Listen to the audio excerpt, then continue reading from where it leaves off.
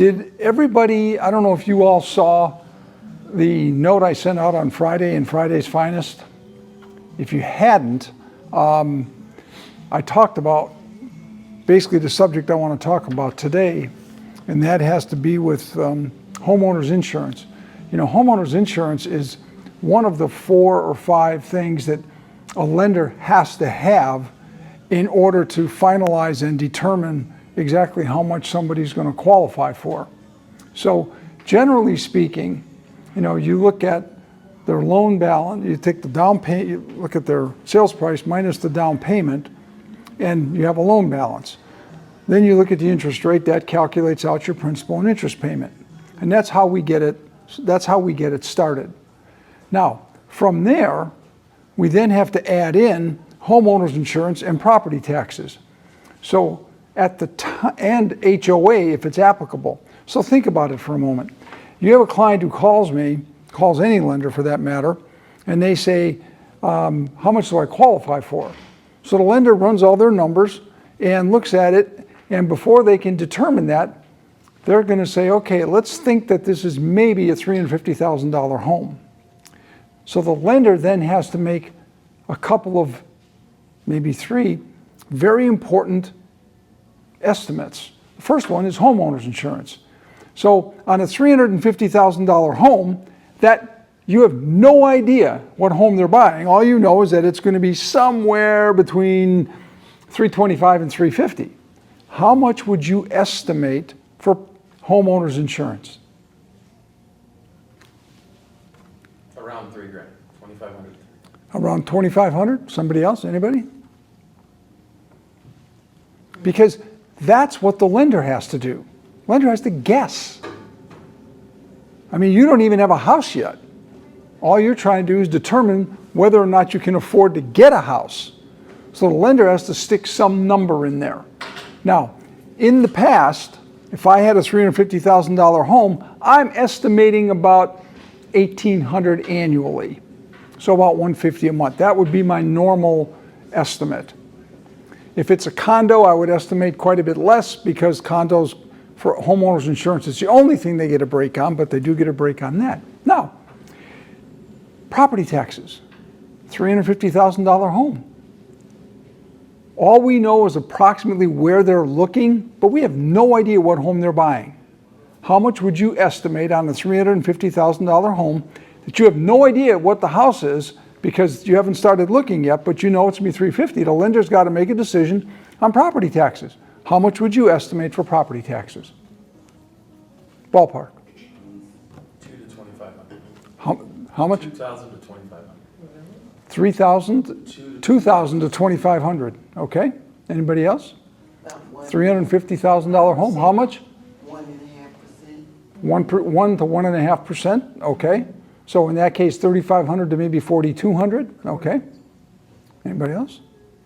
Now, I can tell you this, there's no way to know, first of all. The 1 to 1.5% is probably a fairly safe number.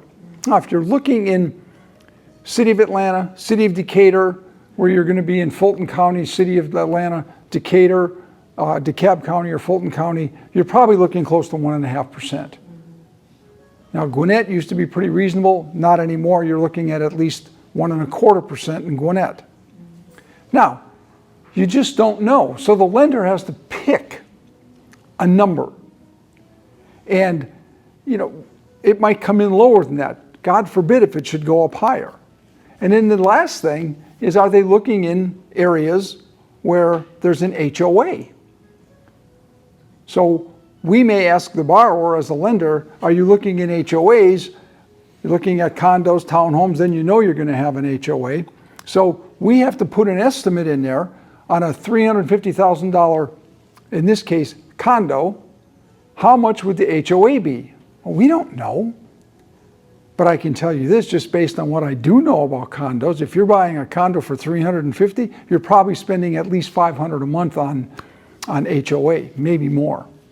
Heck, I've seen some condos that are $200,000 where the HOA is $400 a month. So those things go into play. Now let's talk about insurance, because that's really the topic for this morning. if I estimate $150 a month for insurance, and we agree on the taxes, we agree that there's maybe going to be minimal HOA, they're not looking at condos, so I might put 25 or 50 bucks a month in there. But now the HOA is in there. So I put in $150 a month. And let's assume for a moment that it is a borrower who has very tight debt-to-income ratios. So I'm maximizing the $350,000. I'm saying, Bill, the highest they can go is $350,000. And Bill, on anybody who has seen I know Pedro's seen a lot of my pre-approvals. Generally, if I see that it's a tight DTI, I put as the last contingency that the combination of property taxes, homeowners insurance, HOA cannot exceed a certain number on a monthly basis. That is my way to cover my butt. And I put that in there on I don't put it on every pre-approval, I put it on pre-approvals where the debt-to-income ratio is going to be tight. Why? Now, I estimate 150. Now, you go to buy a house, and as we talked about on Wednesday a little bit, and as I put in the Friday's Finest, hey, the debt to income, you go to find the house, and now they go to order their insurance. Their insurance comes in at $2,700, closer to the number that Pedro gave me. Well, $2,700 versus $1,800, that's $900 more. That's $80 a month. That $80 a month on a tight ratio loan could disqualify them from being able to buy the house. So as of what I've learned in the last month, I'm beginning to say, okay, I'm going to have to use a different number for homeowners insurance. And by the way, the abbreviation for homeowners insurance in the mortgage industry is HOI, not to be confused with HOA, which is homeowners association. But anytime you see a lender put in their HOI, it's homeowners insurance. So one of the things that you never really had to think about, and I was always, and I think most of myself and my counterparts, pretty conservative. We would use a good number in there, make sure we were taking care of the client, not putting in something too high, too low. That's not the case anymore. Because what's happening with insurance now is that they're putting homes into buckets. And if the roof, and most of it revolves around the roof, if the roof is less than 10 years old, not much to worry about. Roofs between 10 to 15 years old could be questionable. If it's more than 15 years old, there's issues. Some insurance companies will not even issue a policy if it's more than 15 years old. Now, most companies, from what Drake told me and another insurance person I spoke to last week, what they're telling me is that if it's over 15 years old, we're going to go and inspect it. Now I ask the key question. When are you going to inspect it? And here's why. The example I put in the Friday's Finest was this true story. Last month, thank goodness it was not my client. First-time home buyer, buying their home. Everything goes fine. They're 3 days from closing. And the insurance agent calls them and says, we've decided we're not going to issue insurance on this property. The roof is too old. This is 3 days before closing. They've already received, they clear to close. Now they can't close because they can't get insurance.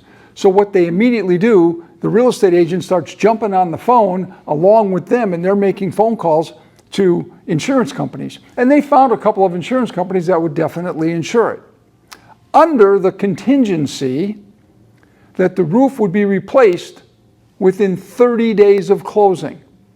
Seller said, forget you. I'm not doing that. The buyer, they're first-time home buyers. They didn't have any money. They had no access to more money. They had to terminate the contract. They lost their earnest money. Why? Well past due diligence. And the financing contingency, which could have been applied, ended 2 weeks before that. So I asked Drake and I asked my other buddy, in the insurance, I said, when are they going to go out and inspect it? He says, we don't know. And I said, wait a minute once. what do you mean you don't know if you're going to go out and inspect it? I said, do you realize the problem that puts the buyer in, and for that matter, the seller? And they said, well, they don't know when they're going to do it. I said, no, we can't do that anymore. I said, what happens if you go out 3 days before closing and say we're not going to do the roof? We're not going to insure the home because the roof is too old. And they said, well, we're just not going to do it. I said, wait a minute once. The financing contingency may have ended a week or two before that. The due diligence probably ended 25 to 30 days before that. I said, how can you get away with that? And they said, well, there's nothing that says we have a time frame.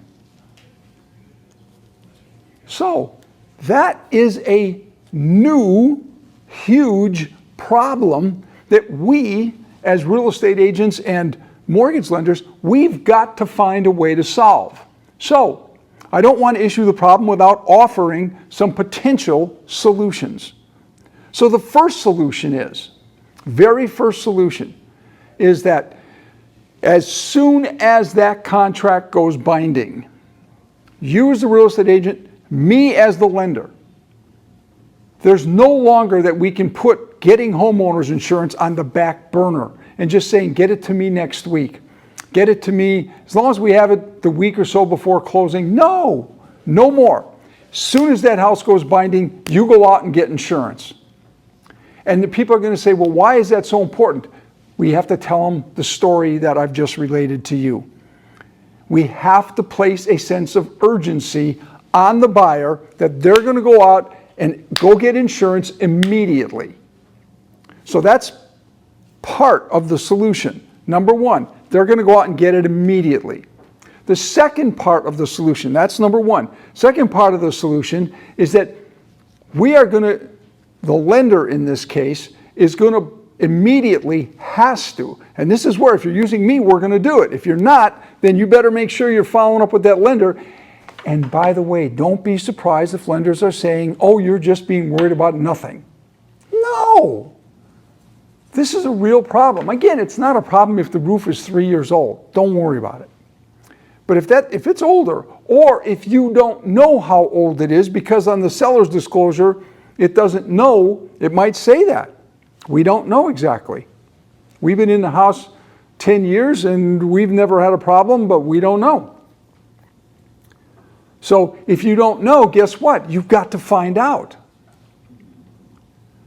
So part of solution number 2 is we've got to take urgent matter to get them to start taking action. Now, number 3, this is something you're going to have to get cleared with Dwayne and Jay, so that if it were me, I'm putting a special stip in the contract that says, if for any reason homeowners insurance cannot be issued for this home without conditions at any time before closing, the buyer's entitled to their earnest money back. What's going to happen when you put that special stip on a house? What's the listing agent going to say? Move you down the list? They're going to move you down the list. And why? Because you're going to be the only one putting it in there. Because other real estate agents, trust me, they're not paying any attention to it. Now, this will become a very big topic over the course of the next 6 months. So much so that it's my belief that the Georgia Real Estate Commission is going to come out with, you can't say they're going to, but I believe they're going to come out with either another addendum, they might add it to the financing exhibit, or what they might do is just give you a special stipulation to be able to start putting in. But it's my belief that if you don't know the age of the roof, or if you do know the age of the roof to be over 15 years, I believe to protect your buyer, you got to put something in the contract on special stips that states that we've got to be able to get insurance. I would love to be able to just say that insurance is going to come out inside of the financing contingency. But based on what Drake told me and what Bill told me, the two real people that I typically will talk to, they're telling me We don't know when it's going to be inspected, if it's going to be inspected. So this insurance thing is going to be a big deal for anybody that's buying a home now, or a seller that is selling a home that either doesn't know the age of the roof, or we know the roof is going to be 15 years or over. So solution number 3 or 4, one of the things we're going to do, if you're not sure, if you know that the roof is, you're uncertain if it's over 15, or you know that it's over 15, or even if it's over 10, you are going to make sure that, as a real estate agent, that your buyer is going to get a roof inspection. I mean, it might cost them $150, maybe $200, unless it's part of the inspector's part of their deal, but I'm going to get a roof inspection. Because if I take that roof inspection and I give it to the insurance company, there's less chance of them making a mistake and me not qualifying for this house or not being able to buy the house. Now, if I'm a listing agent and I want to eliminate having that problem when people bring their offers in here, because I know my roof is more than 15 years old, as a listing agent, I know people don't want to spend money, but you know what? Why don't you get a roof inspection? Tell them the story. Say, we just don't want people bringing in offers that are going to have a contingency on it saying they got to inspect roof. Let's do it up front. Let's get it done. Here's the roofing company, here it is. So there are multiple ways that you and I can begin working on this to prevent our buyer from losing their earnest money, or the seller having their home off the market for 30 or 25, 30, 35, 40 days, only to find out that somebody's not going to be able to buy it because the insurance company has said, roof's too old, we're not going to do it. All right, that's a lot of information. Any questions? No? Yes? In general, when you're estimating, when you mentioned that you have to estimate some costs associated with the closing or whatever, do you take a pessimistic approach or an optimistic approach? I typically take more of a pessimistic approach. I usually put in a little bit higher number. Now, I don't go quite as high as what Pedro mentioned, but I'm starting to, because I'm now nervous that the numbers, because we don't know. The other thing that I'm doing, and this is just CYA, I'm sorry, but it's just CYA. I'm letting all my clients know this. I'm putting this number in here, but we don't know until you go look at the house and you see the age of the roof. So I'm not trying to be negative, and I'm not trying to make people feel bad. I'm just trying to give them information because they need it. Because nobody's telling them this stuff. You might, but that's it. Nobody's telling them this. How do I know that? I brought this up with my company, and they said, Greg, you're the only one who's doing this now. I said, well, that'll all change in the next few months. People start losing deals, and it'll happen. Yes, Pedro? So usually it takes like a day or two to get that insurance. Well, not if they need to go look at it though. Right. But once they get that form, they can't back out of that, right? Oh, yes, they can. That's what Drake was telling me and Bill was telling me. They can back out. They can just say, no, we're not going to do it because we have, now they're inspecting it. Rip? Well, I was just going to say, I don't know if this makes a difference, but since our conversation last week about it, with now clients going under contract, have the roof inspected right off the bat during due diligence, send that to the insurance company, like you said. Amen. And then I ask for, through email, hey, well, so I basically get it in writing saying the roof will not be a problem with underwriting this home. So I Right. at least have that. Now, I don't know how much that holds up. But Well, Rip, here's the thing. I don't know how much it's going to hold up, but it's going to hold up a lot stronger than not having it. yeah. Because, I commend you for doing that. That is the right thing to do. Again, I think that insurance companies are going to start getting held accountable. Because could you imagine if lenders just said, well, hey, look, we didn't have that in there. We're just going to not do the loan 3 days before closing, and you're going to lose your earnest money. I know you've had people that have had, it never happened to me, but I know it's happened to some of you, unfortunately. Not when you've used me, but it's happened. Or you get down there and find out that there's something wrong. Lenders are held accountable to some point anyway, that they've got to get everything done inside that financing contingency. But insurance companies, Right now, they have free reign. I think that'll go away. I think the insurance commissioner, when they get a few of these things approaching their desk, they're going to start making some changes. I don't know if you saw, did you see the commissioner come down on, I think it was travelers. Maybe not. I think it was Farmers. because they were denying, They- and it's against the law to do that. No, that's right. They said you can't just say you're not doing that. Yeah, That's right. They were, was it 10 or 15-year-old? 15 year, Just wouldn't 15 insure year, at all. 15 year. They said they're not going to renew it 15 years. The insurance commissioner said you cannot do that. Now, if they go and inspect it and see a problem, blah, blah, blah, different story, or they can raise their rate. But yeah, I think the insurance commissioner is going to have a big deal with this over the course of the next 6 months. All right. Thanks, everybody. Appreciate it.